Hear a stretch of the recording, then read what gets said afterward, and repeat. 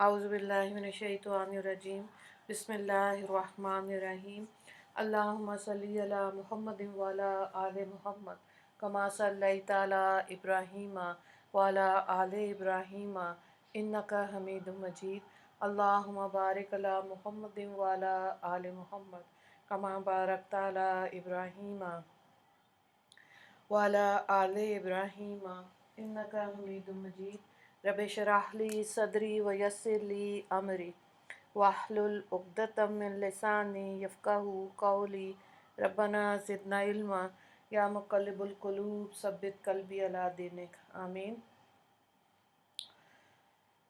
सूरह हाक़्क़ा हम आज करेंगे, पारा नंबर 29 है। बिस्मिल्लाहिर्रहमानिर्रहीम। अल-हाक़्क़ा मल-हाक़्क़ा वमा अदराका मल-हाक़्क़ा कज़्ज़बत समूद व आदम बिल-क़ारिया फ़अम्मा समूद फ़अुहलिकू बित-तग़ी व अम्मा आदुन फ़अुहलिकू बिरीहिन सरसरिन आतिया सख़्ख़रहा अलैहिम सबअ लयालिन व समानियता अय्यामिन हुसूमा फ़तरल क़ौम फ़ीहा सरआ कअन्नहुम आजज़ु नख़्लिन ख़ाविया फ़हल तरा लहुम मिन बाक़िया। वो होने वाली चीज़ कैसी कुछ है वो होने वाली चीज़, और आपको कुछ खबर है कि कैसी कुछ है वो होने वाली चीज़। समूद और आद ने इस खड़खड़ाने वाली चीज़ यानी क़यामत की तकज़ीब की। समूद तो एक ज़ोर की आवाज़ से हलाक कर दिए गए, और आद जो थे वो एक तेज़ तंद हवा से हलाक किए गए, जिसको अल्लाह ताला ने उन पर 7 रात और 8 दिन मुतवातिर मुसल्लत कर दिया था। तो ए इंसान, अगर तू इस वक्त वहाँ मौजूद होता तो इस कौम को इस तरह गिरा हुआ देखता कि गोया वह गिरी हुई खजूरों के तने पड़े हैं। तो क्या तुझको इनमें कोई बचा हुआ नज़र आता? तो देखिए, अल-हाक़्क़ा से मुराद क़यामत है। और पिछली जो कौमें थीं, कौम समूद, कौम आद, कौम नूह, कौम शुएब और कौम लूत, इन सब ने क़यामत का इनकार किया था और इन पर अल्लाह का अज़ाब भी आया। वजाअ फ़िरऔन व मन क़ब्लहु वल मुअ्तफ़िकातु बिल-ख़ातियति फ़असौ रसूल रब्बिहिम फ़अख़ज़हुम अख़ज़तन तरराबिया इन्ना लम्मा तग़ल माउ हमलनाकुम फ़िल जारिया लिनजअलहा लकुम तज़किरतन व ताइयहा उज़ुनुन वाइया फ़इज़ा नुफ़िख़ फ़िस्सूरि नफ़ख़तुन वाहिदा व हुमिलतल अर्दु वल जिबालु फ़दुक्कतन दक्कतन वाहिदा फ़यौमइज़िन वक़अतिल वाक़िया वंशक्कतिस समाउ फ़हिय यौमइज़िन वाहिया वल मलकु अला अरजाइहा व यहमिलु अर्श रब्बिका फ़ौक़हुम यौमइज़िन समानिया यौमइज़िन तुरज़ून ला तख़फ़ा मिनकुम ख़ाफ़िया। और फ़िरौन ने और इससे पहले लोगों ने और उल्टी हुई बस्तियों ने बड़े बड़े कसूर किए। उन्होंने अपने रब के रसूल का कहना नहीं माना, तो अल्लाह ताला ने उनको बहुत सख्त पकड़ा। हमने जबकि पानी की तुग़यानी हुई तुमको कश्ती में सवार किया ताकि हम इस मामले को तुम्हारे लिए एक यादगार बनाएं और याद रखने वाले कान इसको याद रखें। फिर जब सूर में यकबारगी फूंक मारी जाएगी और ज़मीन और पहाड़ उठा लिए जाएंगे, फिर दोनों एक ही दफ़ा में रेज़ा रेज़ा कर दिए जाएंगे, तो इस रोज़ होने वाली चीज़ हो पड़ेगी और आसमान फट जाएगा और वो इस रोज़ बिल्कुल कमज़ोर और फरिश्ते इसके किनारों पर आ जाएंगे और आपके परवरदिगार के अर्श को उस रोज़ 8 फरिश्ते उठाए हुए होंगे। जिस रोज़ तुम पेश किए जाओगे, तुम्हारी कोई बात अल्लाह ताला से पोशीदा नहीं होगी। तो कुफ़ार मक्का और दूसरे मुकज़्ज़बीन मुनकरीन को पहले तो गुज़श्ता कौमों का हाल जो दुनिया में हुआ क़यामत पर यकीन ना रखने की वजह से वो सुनाया गया। अब इसके बाद आखिरत का हाल सुनाया जाता है कि एक वक्त ऐसा आएगा कि सूर में एक फूंक मारी जाएगी जिससे कि ज़मीन में ज़लज़ला आएगा اور پہاڑ ریزہ ریزہ ہو جائے گا۔ بس یہی وقت ہے قیامت کے شروع ہونے کا، اس وقت آسمان پھٹ جائے گا۔ آج جو آسمان اس قدر مضبوط اور محکم ہے کہ لاکھوں برس گزرنے پر بھی کہیں ذرا سا شگاف نہیں پڑا، اس روز پھٹ کر ٹکڑے ٹکڑے ہو جائے گا۔ اور جس وقت درمیان سے پھٹنا شروع ہوگا تو فرشتے اس کے کناروں پر چلے جائیں گے۔ اس کے بعد جب کہ تمام چیزیں فنا ہو جائیں گی الا ماشاء اللہ، تو پھر دوسری بار سور پھونکا جائے گا، جس کی کیفیت 24ویں پارے سورہ زمر میں بیان ہوئی کہ تمام چیزیں دوبارہ پیدا ہوں گی، مردہ زندہ ہوں گے۔ عدالت کے لیے تخت رب العالمین لا کر رکھا جائے گا، جس کو 8 فرشتے اٹھائے ہوئے ہوں گے۔ حدیث میں آیا کہ عرش کو اٹھانے والا ملائکہ اب تو 4 ہیں، قیامت کے دن ان کی مدد کے لیے اللہ تعالیٰ 4 فرشتے اور مقرر کر دیں گے۔ اگلی آیات کو دیکھیں، فَأَمَّا مَنْ أُوتِيَ كِتَابَهُ بِيَمِينِهِ فَيَقُولُ هَاؤُمُ اقْرَءُوا كِتَابِيَهْ إِنِّي ظَنَنْتُ أَنِّي مُلَاقٍ حِسَابِيَهْ فَهُوَ فِي عِيشَةٍ رَاضِيَةٍ فِي جَنَّاتٍ عَالِيَةٍ قطوفها دانیہ کلوا واشربوا ہنیئا بما اسلفتم فی الایام الخالیہ۔ ترجمے کو دیکھیں، پھر جس شخص کا نامہ اعمال اس کے دائنے ہاتھ میں دیا جائے گا وہ تو خوشی سے کہے گا کہ لو میرا نامہ اعمال پڑھ لو، میرا اعتقاد تھا کہ مجھ کو میرا حساب پیش کرنے والا ہے۔ غرض وہ شخص پسندیدہ عیش یعنی بہشت بری میں ہوگا، جس کے میوے جھکے ہوئے ہوں گے۔ کھاؤ اور پیو مزے کے ساتھ ان اعمال کے صلے میں جو تم سے گزشتہ ایام میں کیے گئے تھے۔ تو مسلم شریف کی حدیث ہے، حضرت جابر رضی اللہ تعالیٰ عنہ سے روایت ہے کہ نبی کریم صلی اللہ علیہ وآلہ وسلم نے فرمایا کہ اہل جنت جنت میں کھائیں گے بھی پئیں گے بھی، لیکن نہ تو انہیں تھوک آئے گا اور نہ پیشاب پخانہ، نہ ان کی ناک سے ریش آئے گی۔ بعض صحابہ نے عرض کیا تو کھانے کا کیا ہوگا؟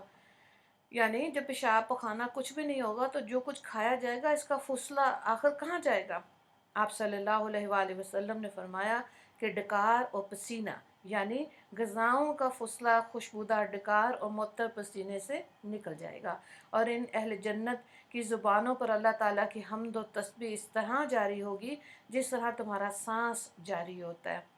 اگلی آیات کو دیکھیں، وَأَمَّا مَنْ أُوتِيَ كِتَابَهُ بِشِمَالِهِ فَيَقُولُ يَا لَيْتَنِي لَمْ أُوتَ كِتَابِيَهْ وَلَمْ أَدْرِ مَا حِسَابِيَهْ يَا لَيْتَهَا كَانَتِ الْقَاضِيَةَ مَا أَغْنَىٰ عَنِّي مَالِيَهْ هَلَكَ عَنِّي سُلْطَانِيَهْ خُذُوهُ فَغُلُّوهُ ثُمَّ الْجَحِيمَ صَلُّوهُ ثُمَّ فِي سِلْسِلَةٍ ذَرْعُهَا 70 ذِرَاعًا فَاسْلُكُوهُ إِنَّهُ كَانَ لَا يُؤْمِنُ بِاللَّهِ الْعَظِيمِ وَلَا يَحُضُّ عَلَىٰ طَعَامِ الْمِسْكِينِ وَلَيْسَ لَهُ الْيَوْمَ هَاهُنَا حَمِيمٌ وَلَا طَعَامٌ إِلَّا مِنْ غِسْلِينٍ لَا يَأْكُلُهُ إِلَّا الْخَاطِئُونَ۔ اور جس کا نامہ اعمال اس کے بائیں ہاتھ میں دیا جائے گا سو وہ کہے گا کیا اچھا ہوتا کہ مجھ کو میرا نامہ اعمال ہی نہ ملتا اور مجھ کو یہ خبر ہی نہ ہوتی کہ میرا حساب کیا اچھا ہوتا کہ موت ہی خاتمہ کر چکتی، میرا مال میرے کچھ کام نہیں آئے گا، نہ میری جا بھی مجھ سے گیا گزرا۔ اس شخص کو پکڑ لو اور اس کو طوق پہناؤ، پھر جہنم میں اس کو داخل کر دو، پھر ایک ایسی زنجیر میں جس کی پیمائش 70 گز ہے اس کو جکڑ دو۔ یہ شخص خدائے بزرگ پر ایمان نہ رکھتا تھا اور خود تو کسی کو کیا دیتا، اوروں کو اور بھی غریب آدمی کے کھلانے کی ترغیب نہ دیتا تھا۔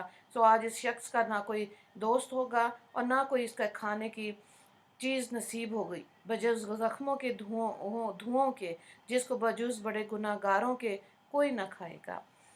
علامہ ابن کثیر نے یہاں روایت نقل کی ہے کہ اللہ تعالیٰ کے اس فرمان کو سنتے ہی کہ اسے پکڑو 70,000 فرشتے اس کی طرف لپکیں گے، جس میں سے ایک فرشتے کو بھی اس طرح اللہ کا حکم کریں تو ایک چھوڑ 70,000 لوگوں کو پکڑ کر جہنم میں پھینک دے۔ تو فرشتے اس غصے سے دوڑیں گے جن میں ہر ایک سبقت لے جانا چاہے گا کہ میں اس کو طوق بناؤں اور زنجیر میں جکڑوں، جہنم کی آگ میں غوطہ دوں۔ یہاں آیت میں جو یہ فرمایا ہے کہ اس کو 70 گز زنجیر میں جکڑ دوں تو اس سے دنیا کا گز جو ایک 136 انچ یا 3 فٹ کا ہوتا ہے وہ مراد نہیں ہے، بلکہ آخرت کا گز جو فرشتوں کے عرف میں رائے جو مشہور ہے وہ مراد ہے، جس کی لمبائی چوڑائی اللہ تعالیٰ ہی کو معلوم ہے۔ بعض علماء نے لکھا 70 گز سے تعداد مقصود نہیں ہے، بلکہ کثرت طول مراد ہے۔ روایات میں آیا کہ یہ زنجیریں اس کے جسم میں پرو دی جائیں گی، پخانے کے راستے ڈالی جائیں گی، منہ سے کے راستے نکالی جائیں گی، اور اس طرح آگ میں بھونا جائے گا جیسے سیخ میں کباب۔ آگے ان جہنمیوں کا اصل جرم بیان کیا جاتا ہے جس کے سبب وہ ان مصائب میں گرفتار ہوئے، اور وہ یہ کہ انہوں نے دنیا میں رہ کر نہ اللہ کو جانا، نہ بندوں کے حقوق پہچانے۔ خدا کا حق تو مخلوق پر یہ ہے کہ اس کی توحید کو مانے، اس کے ساتھ کسی کو شریک نہ کریں۔ تو یہ ایک رکوع ہو گیا سورہ حاقہ کا۔ سوالات کو دیکھیں۔ پہلا سوال ہے الحاقہ سے کیا مراد ہے؟ دوسرا سوال ہے کون کون سی قوموں نے قیامت کا انکار کیا؟ تیسرا سوال ہے کفار کو قیامت کی کون سی نشانی بتائی جا رہی ہے؟ آیت نمبر 13 سے 17 تک۔ اور چوتھا سوال ہے حدیث پاک سے جنت میں کھانے پینے کی وضاحت کریں، آیت نمبر 24۔ اور پانچواں سوال ہے توق اور گز کی وضاحت کریں، آیت نمبر 33۔ دوسرے رکوع کو دیکھیں۔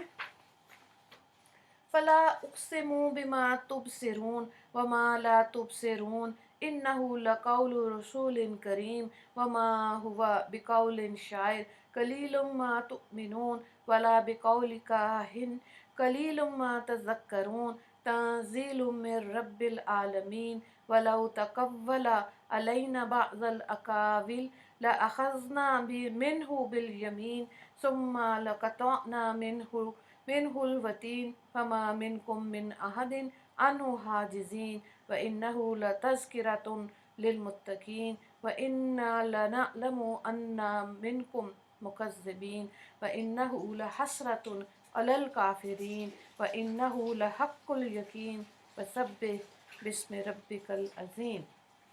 جی ترجمے کو دیکھیں۔ یہاں پہ جو آیات ہیں ان کے مصادق میں جس کی بات آ رہی ہے وہ حضرت جبرائیل علیہ السلام ہیں۔ پھر میں قسم کھاتا ہوں ان چیزوں کی بھی جن کو تم دیکھتے اور ان چیزوں کی بھی جن کو تم نہیں دیکھتے کہ یہ قرآن اللہ کا کلام ہے، ایک معزز فرشتے کا لایا ہوا، اور یہ کسی شاعر کا کلام نہیں۔ تم بہت کم ایمان لاتے ہو، اور نہ یہ کسی کاہن کا کلام ہے، تم بہت کم سمجھتے ہو۔ رب العالمین کی طرف سے بھیجا ہوا ہے، اور اگر یہ پیغمبر ہمارے سامنے کچھ جھوٹی باتیں لگا دیتے تو ہم ان کا دائنا ہاتھ پکڑتے اور پھر ان کی رگ دل کاٹ ڈالتے، پھر تم میں کوئی ان کا اس سزا سے بچانے والا بھی نہ ہوتا۔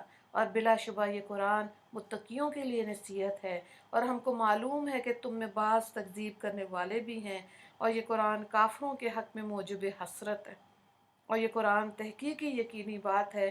سو اپنے عظیم الشان پروردگار کے نام کی تسبیح کرو۔ تو یہاں اس قسم کو یہاں مضمون سے خاص مناسبت ہے کہ قرآن کریم کے لانے والا یعنی حضرت جبرائیل علیہ السلام نظر نہیں آتے، اور جن پر قرآن آتا ہے یعنی محمد صلی اللہ علیہ وآلہ وسلم وہ نظر آتے ہیں۔ حدیث میں حضرت عقبہ بن عامر رضی اللہ تعالیٰ عنہ سے روایت ہے کہ جب قرآن پاک کی آیت فسبح باسم ربک العظیم نازل ہوئی تو رسول اللہ صلی اللہ علیہ وآلہ وسلم نے ارشاد فرمایا کہ اس کو اپنے رکوع میں رکھو، یعنی اس حکم کی تعمیل میں سبحان ربی العظیم رکوع میں کہا کرو۔ اور پھر آیت سبح اسم ربک الاعلی کا نزول ہوا تو آپ نے فرمایا کہ اس کو اپنے سجدے میں رکھو، یعنی اس کی تعمیل میں سجدے میں سبحان ربی الاعلی کہا کرو۔ اس رکوع سے ریلیٹڈ دو سوالات ہیں۔ آیات کے مصادق کون ہیں؟ آیت 38 39۔ دوسرا سوال ہے کہ حدیث سے آیت کی وضاحت کریں، آیت نمبر 52۔ دعا کر لیتے ہیں۔ یا اللہ آپ کا بے انتہا شکر و احسان کہ آپ نے فضل و کرم سے ہم کو یہ قرآن عطا فرمایا اور اس پر ہم کو ایمان کی توفیق نصیب فرمائی۔